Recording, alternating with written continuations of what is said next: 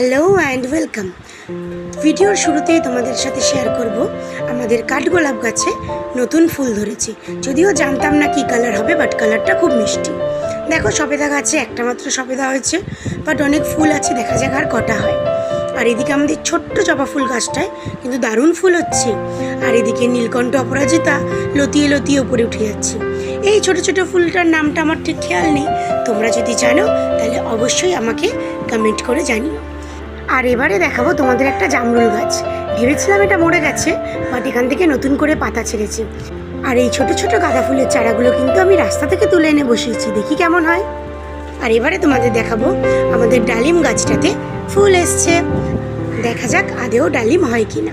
এবারে আরেকটা নতুন জিনিস, যেই গাছটাতে ফুল হতো ফল হতো না এতদিন ধরে বলছিলাম, সেই গাছটাতে নতুন লেবু হয়েছে। এটা হচ্ছে পাতি লেবু, 2-3টে চোখে পড়ছে, দেখা যাক কেমন হয়। আর এবারে তো জবাটা আমার এত মিষ্টি লাগে যে আমি বারবার দেখিয়ে ফেলি। ও আরেকটা নতুন জিনিস, ভিডিও শেষ করব আমাদের ফুল থেকে হওয়া ছোট্ট ছোট্ট এই কামরাঙাগুলো দিয়ে। আজকের জন্য এই পর্যন্তই, সবাইকে টাটা।